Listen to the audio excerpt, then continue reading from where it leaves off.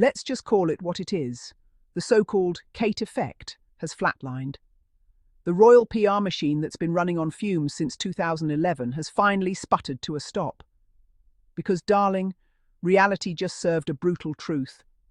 The fashion house that helped build half of Kate Middleton's public image, Alexander McQueen, is now cutting 55 jobs at its London headquarters, representing 20% of its staff, after suffering from falling sales. And that's not just corporate downsizing.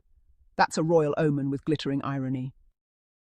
Now, the tabloids might try to gloss it over with words like strategic restructuring or market recalibration. But let's translate that into plain English. Business is bad. And it's hilariously poetic that this particular brand, the one that literally designed Kate's wedding gown and has dressed her for over a decade, is suddenly struggling. For years, the British media told us McQueen was proof that the Kate effect could move markets.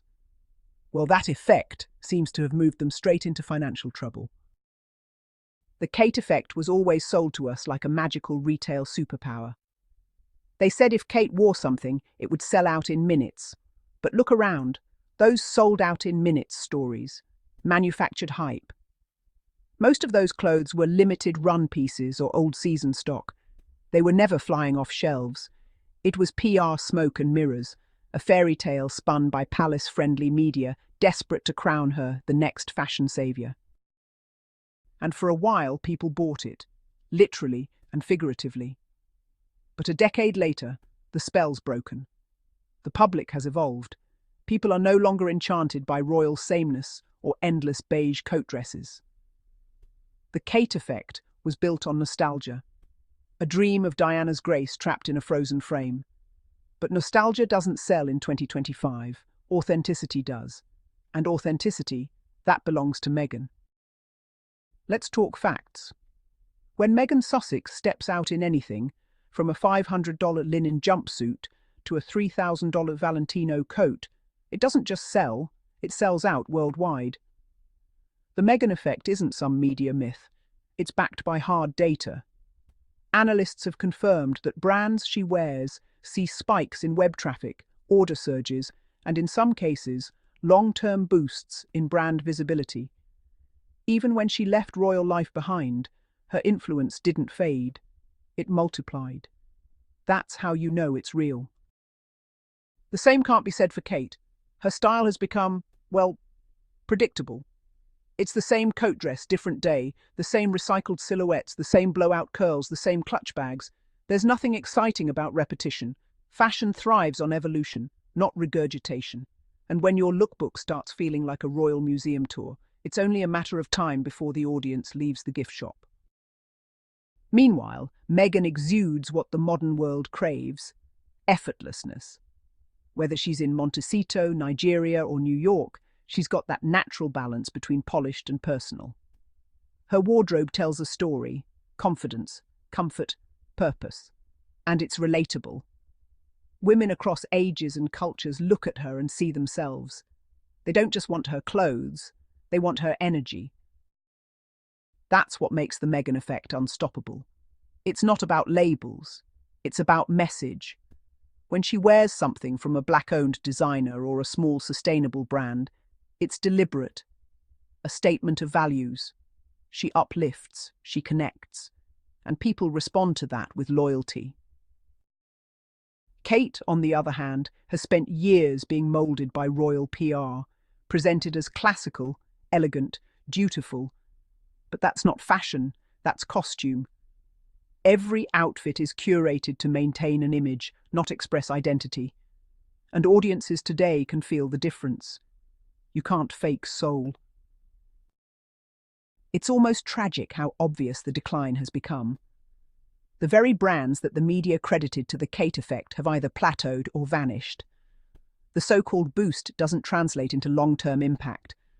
Because royal watchers aren't the ones buying, they're just scrolling. The engagement doesn't convert.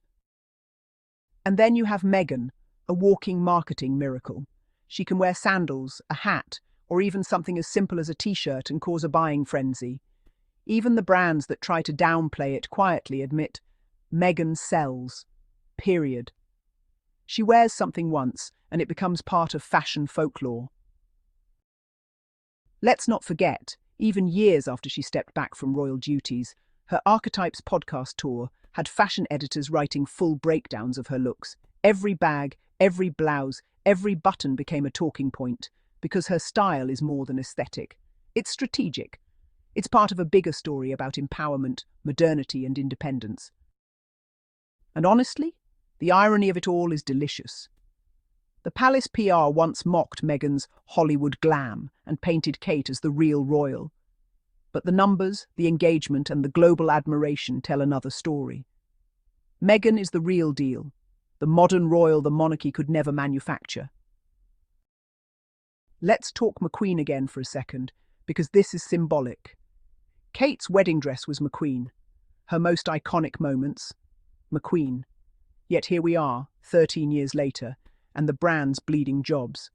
That's not a good look. You'd think that after years of the Kate effect, McQueen would be swimming in profits. But no, instead they're cutting staff.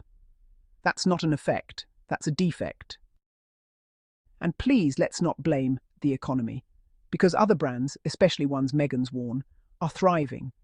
She's elevated countless labels, from local designers to high-end fashion houses, simply by existing in their clothes. The Meghan effect has range. From J. Crew to Dior, she touches both accessibility and aspiration. And it's global. The Meghan effect isn't limited to one demographic or one country. It's universal. Her appeal cuts across continents, generations, and social classes. That's the difference. Kate's fashion story plays to one audience, the nostalgic royal traditionalist. Meghan's speaks to the world. So yes, Alexander McQueen's layoffs aren't just a corporate footnote. They're the final nail in the coffin of a PR fantasy.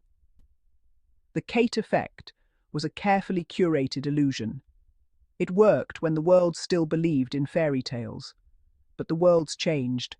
People want substance, not spin. Meghan's style isn't about impressing palace courtiers or pleasing tabloid editors. It's about expression, evolution, and empowerment. That's why it resonates. Because when she wears something, it feels like her, not a uniform approved by a palace committee. So let's be clear. The Kate effect isn't sleeping. It's gone. It's retired with the same monotone coat dresses that defined it. And in its place stands the Meghan effect, a living, breathing force that moves culture, not just commerce. And as McQueen struggles, the lesson couldn't be clearer. Fashion isn't about crowns or castles anymore. It's about connection. And Meghan has mastered that connection in a way the monarchy never could.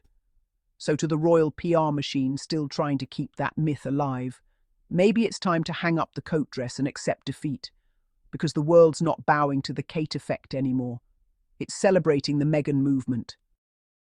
Alexander McQueen's fall is more than a business headline. It's a metaphor for a royal image that's out of touch, out of style, and out of time. Meanwhile, Meghan's influence continues to evolve, inspire, and sell out, both literally and figuratively.